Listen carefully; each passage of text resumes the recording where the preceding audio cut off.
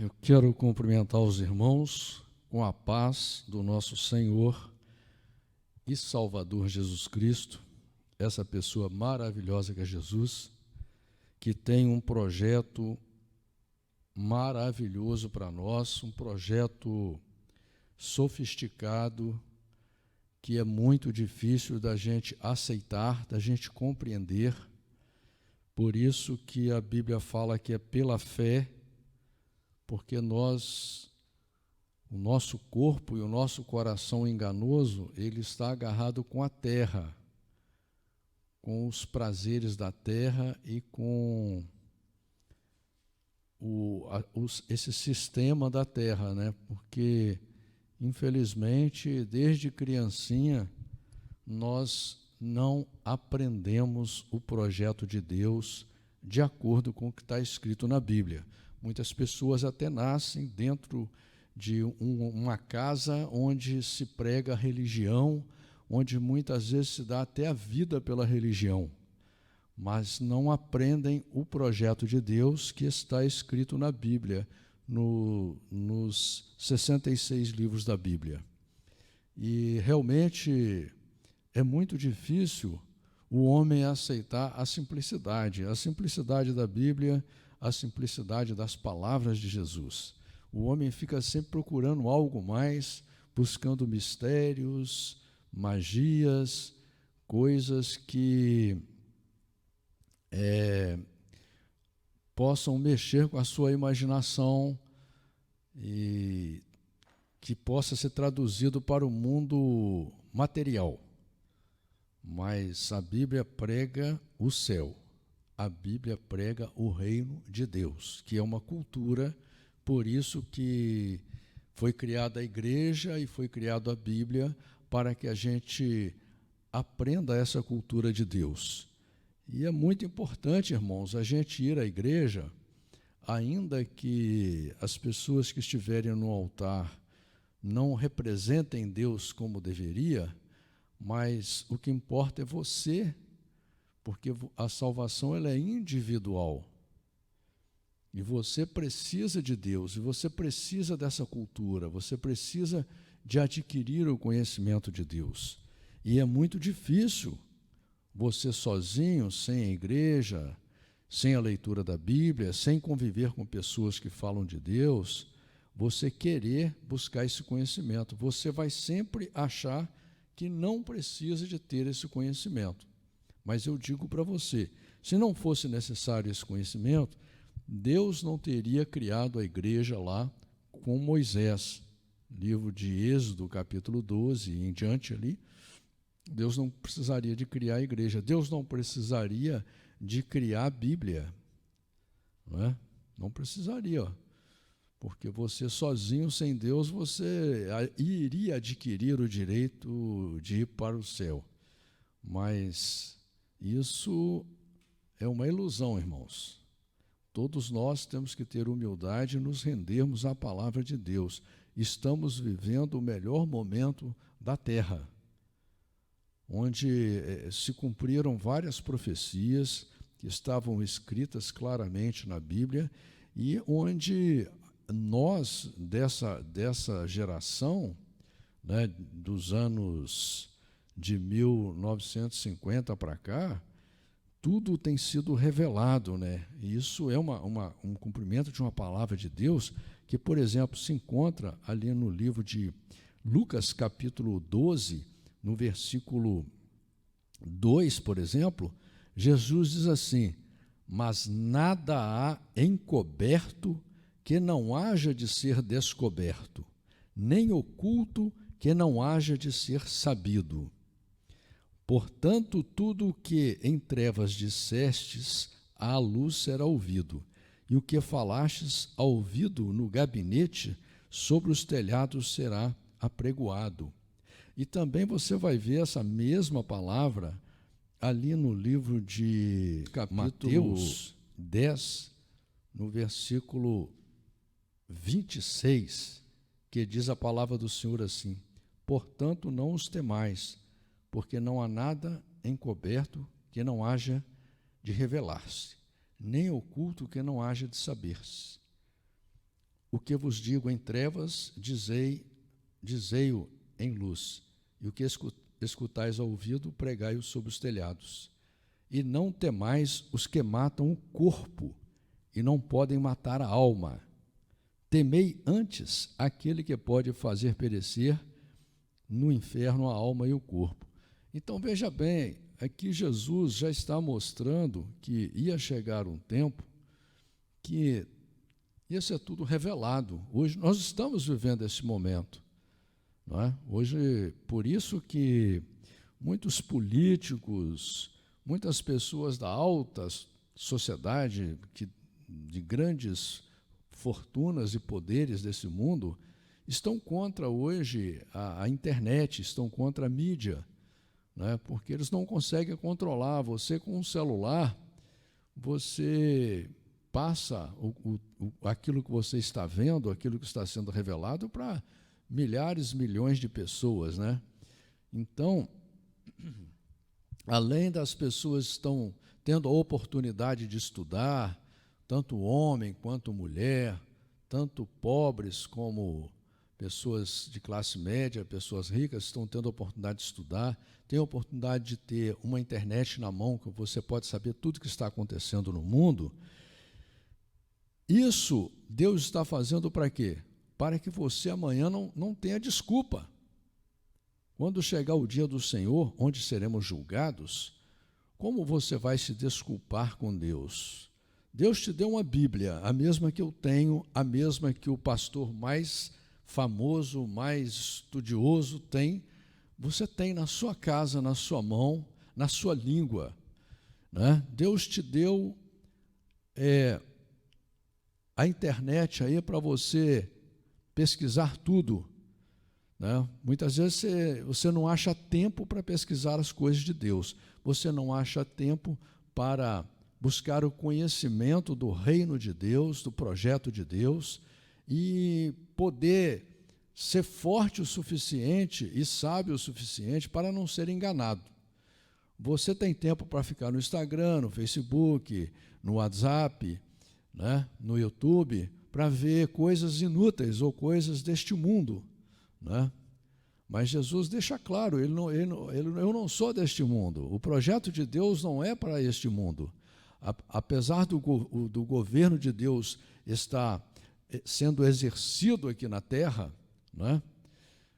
Mas Deus exerce o governo dele sobre as pessoas que são escolhidas por ele, as pessoas que aceitam ele, as pessoas que Deus, até muitas vezes a pessoa nem tem conhecimento de Deus, assim como nós vemos no caso de Ciro, Nabucodonosor, tantos outros que Deus cita, né, que não conheciam a Deus, mas Deus conhecia o coração daquela pessoa, assim como no caso de Davi, né, todo mundo, quando Samuel vai na casa de Jessé para escolher um rei, que Deus manda ele escolher um rei, todo mundo olhou, jamais imaginou que Davi teria condições de ser um rei. Mas como Deus fala, eu olho o coração, Deus conhece a gente por dentro. Então, muitas pessoas que às vezes você acha que não tem a mínima condição de se render ao reino de Deus, Deus tem um projeto para a vida dela, então, por causa da sabedoria de Deus, Deus vai acabar atraindo essa pessoa, vai passar toda a vida dessa pessoa tentando atrair ela para o reino de Deus. O problema é como Jesus falou, né? Tem pessoas que têm um coração duro, eles aceitam a religião, eles aceitam fazer qualquer tipo de sacrifício quando tem mentira no meio, quando tem magia, quando tem ilusão, né? Quando tem maldade, quando tem vingança, quando tem ambição, egoísmo, mas quando é para a verdade, aí as pessoas colocam um monte de dificuldades, né? Nós vemos aí que a sociedade, na época de Jesus, em sua maioria, e principalmente a elite da igreja, os principais da igreja, os sacerdotes, os escribas, os fariseus, as pessoas ali, os crentes, eles tinham certeza que Jesus deveria ser morto, apesar de que eles eram estudiosos da palavra, e a palavra não dizia que você deveria matar, entendeu? Ao contrário, né? A palavra dizia que você tinha que ter balança justa, você tinha que ser justo, mas eles não estavam preocupados com o que estava escrito na Bíblia. Estavam preocupados com alguns versículos que eles pegavam, como se faz hoje do mesmo jeito, pegam versículos para justificar a religião deles, a doutrina deles, né? As pessoas que, os talmudes, são muito mais importantes do que a Bíblia, os livros de teologia, de história, são mais importantes que a Bíblia, as explicações de pessoas famosas, poderosas, são mais importantes que a Bíblia, o seu pensamento muitas vezes é mais importante que a Bíblia. Esse é o grande problema, a pessoa ter o coração duro, não aceitar a simplicidade da palavra que está escrita na Bíblia. Tem dificuldades na Bíblia de entendimento? Tem, porque é um livro de mistérios, é um livro escrito por Deus, é um livro que o próprio Deus fala, né? Aquilo que está revelado é para você, aquilo que é fácil de você entender é para você, aquilo que está oculto é para Deus. Mas se Deus escreveu os 31.105 versículos, é para você ler todos. Aquilo que Deus quer te revelar, Ele vai te revelar de acordo com Deuteronômio, capítulo 29, versículo 29. Então, irmãos, temos que levar a sério o nosso relacionamento com Deus. Ninguém pode fazer isso para você. Não adianta você firmar sua fé em igrejas poderosas, em pessoas famosas, poderosas. Não adianta você firmar sua fé no seu próprio pensamento. Você tem que aceitar o que está escrito na Bíblia e entender que você tem que lutar. Você tem que tomar atitudes diárias para que a palavra de Deus seja o seu norte, para que a palavra de Deus seja referência para a sua vida. Amém, irmãos? Estamos lendo aqui hoje o livro de Números, no capítulo 11, onde você ali no versículo 1, você vai ter uma referência lá no livro de Deuteronômio, capítulo 9, versículo 22, Salmos, capítulo 78, versículo 21, Levítico, capítulo 10, versículo 2, e Números, capítulo 16, versículo 35, que diz a palavra do Senhor assim: E aconteceu que queixou-se o povo, falando o que era mal aos ouvidos do Senhor. E ouvindo o Senhor, a sua ira se acendeu, e o fogo do Senhor ardeu entre eles e consumiu os que estavam na última parte do arraial. Irmãos, é muito importante esse capítulo, esses versículos, porque as pessoas estão indo nas igrejas em busca só de bênçãos materiais, não querem aceitar o projeto de Deus, os estatutos, os mandamentos dos juízes de Deus, querem ficar apoiando numa palavra que agora todo mundo vive pela graça, todo mundo vai parar ônibus na porta de todas as igrejas, todo mundo está indo para o céu, entendeu? Isso não é verdade. Nós estamos falando aqui de cristãos, estamos lendo aqui relato da vida de cristãos, mas pessoas que não aceitaram o projeto de Deus, não aceitaram as benesses, os presentes, as bênçãos de Deus, né? Rejeitaram, e Deus se irou contra essas pessoas com toda a razão, com toda a certeza. Deus sempre está certo, né? E aí diz aqui no versículo 2, então o povo clamou a Moisés, e Moisés orou ao Senhor, e o fogo se apagou, pelo que chamou aquele lugar Taberá, porquanto o fogo do Senhor se acendera entre eles. E o vulgo que estava no meio deles veio a ter grande desejo, pelo que os filhos de Israel tornaram a chorar e disseram: quem nos dará carne a comer? Olha, aqui diz que o vulgo, me parece que a tradução aqui,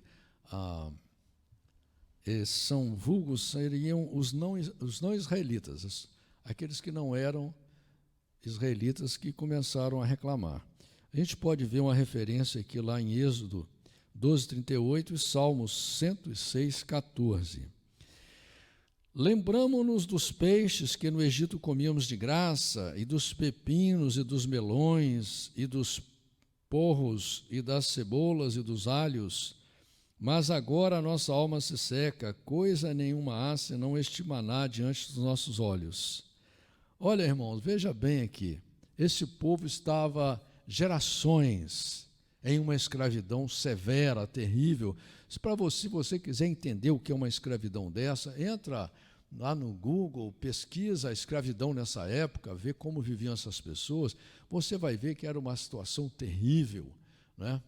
As pessoas eram tratadas pior do que animais, e Deus vai lá e tira eles dessa escravidão, com grandes sinais, prodígios e maravilhas, mostrando que Ele é um Deus todo-poderoso, um Deus único, né? Ele confronta todos os deuses do Egito, todos os deuses daquelas nações ali, e mostra que não são deuses, e escolhe aquele povo para ele, né? Vence o maior exército da época, que era o exército faraó do Egito lá, e dá durante 40 anos comida para eles, comida vinda do céu, o maná, que deveria ser uma coisa espetacular, devia ser uma alimentação extremamente complexa e completa, né? Porque aquelas pessoas tinham força, inclusive, para lutar batalhas, né, que se lutava a pé, a pessoa tinha que ter muita força, muita energia naquela época para conseguir lutar uma batalha, né? E esse povo se alimentava do maná que Deus mandava do céu, mas eles não estavam satisfeitos, entendeu? Não estavam satisfeitos. E diz no versículo 7 que era o maná como semente de coentro, e a sua cor como a cor de bidélio. Espalhava-se o povo espalhava-se e o povo e o colhia, e em moinhos o moía, ou num grau o pisava, e em panelas o cozia, e dele fazia bolos, e o seu sabor era como o sabor de azeite fresco. E quando o orvalho descia de noite sobre o arraial, o maná descia sobre ele. Então Moisés ouviu chorar o povo pelas suas famílias, cada qual à porta da sua tenda, e a ira do Senhor grandemente se acendeu, e pareceu mal aos olhos de Moisés. E disse Moisés ao Senhor: por que fizeste mal a teu servo, e por que não achei graças aos teus olhos, viste que puseste sobre mim o cargo de todo este povo? Olha só, o Moisés, coitado, com uma vida dedicada a esse pessoal, enfrentou a morte lá perante Faraó, né, passou por milhares de dificuldades, e enfrentou a solidão do deserto, e o povo não tinha consideração com ele. Concebi eu, porventura, todo este povo? Dei-o eu à luz, para que me disseste, leva-o ao teu colo, como a ama leva a criança que mama, à terra que juraste a teus pais? De onde teria eu carne para dar a todo este povo? Porquanto contra mim choram, dizendo, dá-nos carne a comer. Irmãos, quando leio esse pedaço aqui, eu sei que Moisés foi uma pessoa muito melhor do que eu, com certeza. A Bíblia diz que Moisés foi o homem mais manso que teve na terra. Mas a gente vê aqui um dos motivos, a maneira com que ele fala com Deus, um dos motivos pelo qual Deus não deixa ele entrar na terra prometida, entendeu? Se você vê o contexto ali, o problema lá das águas de Meribá, e vai por aí afora. Eu não posso levar a todo este povo, porque muito pesado é para mim. E se assim fazes comigo, mata-me, peço-te, se tenho achado graça aos teus olhos, e não me deixes ver o mal. E disse o Senhor a Moisés: ajunta-me 70 homens dos anciãos de Israel, que sabem serem anciãos do povo e seus oficiais, e os trarás perante a tenda da congregação, e ali estejam contigo. Então eu descerei e ali falarei contigo, e tirarei do Espírito que está sobre ti, e o porei sobre eles, e contigo levarão a carga do povo, para que tu não a leves sozinho. Olha, veja bem, o poder de Deus, entenda que as pessoas que recebem o Espírito de Deus são as pessoas que Deus escolhe. E se você ainda não sente que você tem o Espírito de Deus, você pode clamar a Deus. Nós vemos aqui por causa de um clamor, por causa do clamor de Moisés, Deus decide escolher essas pessoas para colocar o Espírito dele sobre essas pessoas, que aí, através do Espírito de Deus, eles vão ter um olhar diferente, uma maneira melhor de conduzir a vida deles e a dos outros.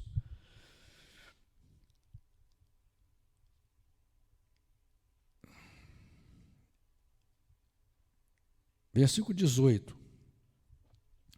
E dirás ao povo: santificai-vos para amanhã e comereis carne, porquanto choraste aos ouvidos do Senhor, dizendo: quem nos dará carne a comer? Pois íamos bem no Egito, por isso o Senhor vos dará carne e comereis.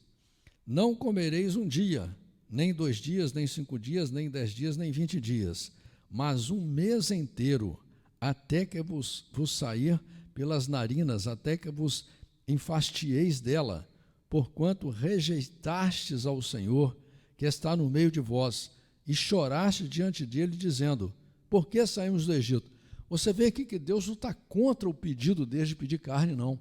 A forma como trataram Deus, a forma como pediram para Deus, a ingratidão, o materialismo, né? A gente tem que aprender isso. Eu vejo que muitas pessoas querem: eu vou botar Deus na parede. Quem somos nós? Quem é o ser humano para contender com Deus ou para questionar a Deus? Como a Bíblia diz: quem és tu que replicas Deus?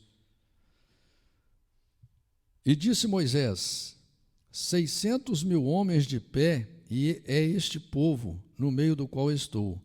E tu tens dito: dar-lhes-ei carne, e comerão um mês inteiro.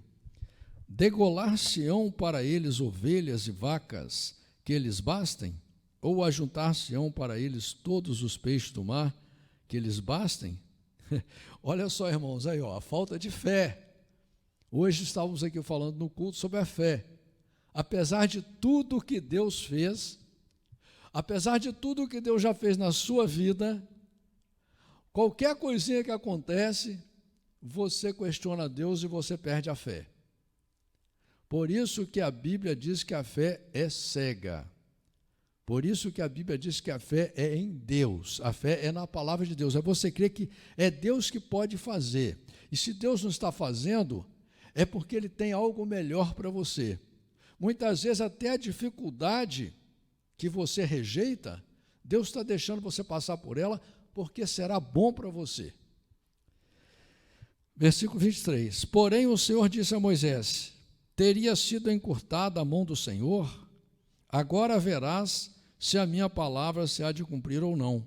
Você vai ver uma referência lá no livro de Isaías, capítulo 50, versículo 2, capítulo 59, versículo 1, muito importante, Números, capítulo 23, versículo 19, Ezequiel, capítulo 12, versículo 25, e Ezequiel, capítulo 24, versículo 14.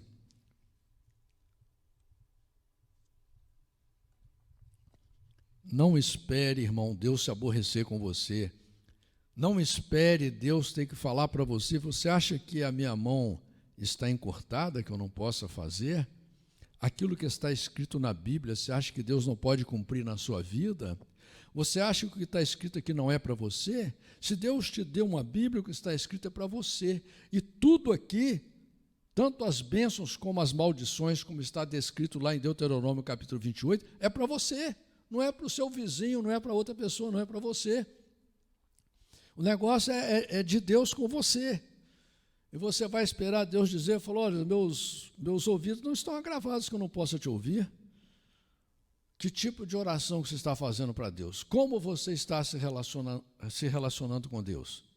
Como você está falando com Deus? Como você está orando? Como você está agindo perante Deus no seu dia a dia? É isso que importa, porque Deus, Ele quer o melhor para você, você pode ter certeza. E Ele não tem impedimento nenhum para te ajudar. Ao contrário, Ele está de braços abertos e com a mão estendida para te ajudar. A Bíblia diz que são os nossos pecados, ou seja, os nossos defeitos, as nossas falhas, as nossas iniquidades, os nossos maus pensamentos, a nossa falta de atitude, que nos separam de Deus. Versículo 24, e saiu Moisés e falou as palavras do Senhor ao povo, e ajuntou 70 homens dos anciãos do povo, e os pôs ao redor da tenda. Então o Senhor desceu na nuvem e lhe falou, e tirando do Espírito que estava sobre ele, o pôs sobre aqueles 70 anciãos, e aconteceu que quando o Espírito repousou sobre eles, profetizaram, mas depois nunca mais. No caso, a profecia que foi um sinal, para eles entenderem que receberam aquele sinal que estavam recebendo o Espírito de Deus. Porém, no arraial ficaram 2 homens, o nome de um era Eldade e o do outro Medade, e repousou sobre eles o Espírito, porquanto estavam entre os inscritos, ainda que não saíram à tenda, e profetizavam no arraial. Então correu um moço e anunciou a Moisés e disse, Eldade e Medade profetizam no arraial. E Josué, filho de Num, servidor de Moisés, um dos seus jovens escolhidos, respondeu e disse, Moisés, meu senhor, proíbe-lhe. Porém Moisés lhe disse, tens tu ciúmes por mim? Quem dera que todo o povo do Senhor fosse profeta, e que o Senhor pusesse o seu Espírito sobre ele. Depois Moisés se recolheu ao arraial, ele e os anciãos de Israel. Então soprou um vento do Senhor e trouxe codornizes do mar e as espalhou pelo arraial, quase caminho de um dia, e de um lado e de outro lado, ao redor do arraial, quase 2 côvados sobre a terra. Então o povo se levantou todo aquele dia, toda aquela noite, todo o dia seguinte, e colheram as codornizes, o que menos tinha, colheram 10 hómeres, e as estenderam para si ao redor do arraial. Quando a carne estava entre seus dentes, antes que fosse mastigada, se acendeu a ira do Senhor contra o povo, e feriu o Senhor o povo com uma praga muito grande. Por isso o nome daquele lugar se chamou Quibrote Ataavá, porquanto ali enterraram o povo que teve o desejo. Quibrote Ataavá, me parece que o significado é sepulcros do deserto. De Quibrote Ataavá caminhou o povo até Azerote, e pararam em Azerote. Amém, irmãos? Louvado seja Deus, a palavra de Deus é maravilhosa.